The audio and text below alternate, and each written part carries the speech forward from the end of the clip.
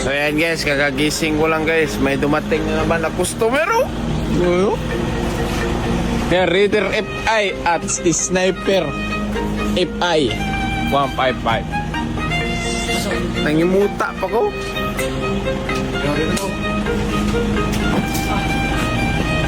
Gunitin lang ulit. Ha? Gunitin lang mabilang ako. Mabilang ako.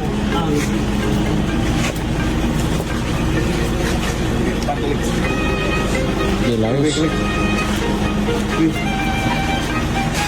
None. So guys, ang sira ng parehan sila sira kaya siyempre gidamag shop. Andara daw boss.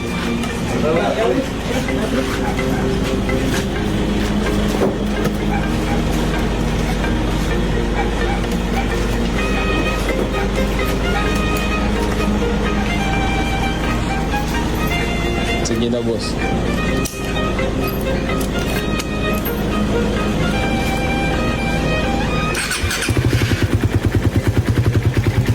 Okay man.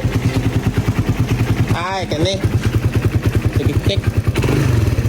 Ha?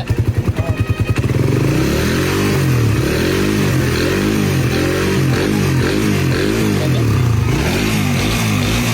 Ah, tigik-tik ka?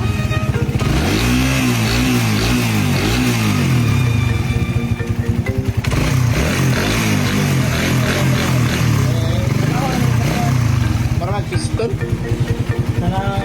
Slapping. Oh, yeah. Karang isa. Kan ni slapping piston.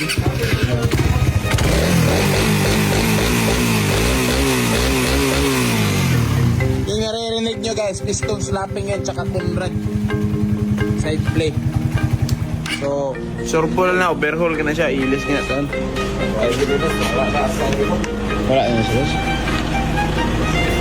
Lampay ni bulan na. Bulan. 6 months. Napaka-nairam mo ka. Gana pa rin pagbiya ako. Pag ang battery gilisan na. Wala sa na lupat.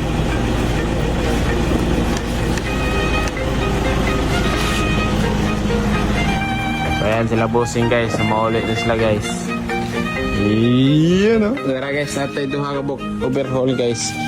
So same ito siya assist engine na siya guys. Gubay ang anong tungot niya siya. Under siya pero slapping. Slapping siya. Tapos yung head niya maingay din.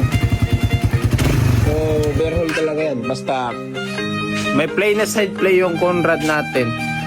At saka yung piston guys. Kailangan na talaga yung palitan guys. Kasi ano tawag dito. Sira na yan. So hindi po pwede na hindi mo palitan. Kasi masisira yung engine mo. Ito ang lalaki lang ito kasi matutulog ako ulit. So, masisira yung engine mo guys. Tulad niyan, maingay. So, nasira talaga yung Conrad niya. Tsaka piston. Tapos ito, nag-overheat. Nag-stack up yung piston kasi yan yung sabi ni sir. So, hindi po pwede na palitan lang natin yan ng block. So, we have to find the cause of the problem. So, ang problema niya is sure ball ako na pump. Pag meron tong langis, pag backlash ko, so siraan yon is yung pump kasi bakit naman mag-overheat kung may langis, di ba? So may problema sa pump. So papalitan din natin yun. So kung ano ang guys, cause ng problem, yan yung isosolve natin. Hindi po pwede na palitan mo lang yung sira, yung cause ng sira, yung palitan nyo. Sige, matutulog muna ako saglit kasi yung gising ko alas alas 12 pa ngayon. So dapat gising ako ng alas 3.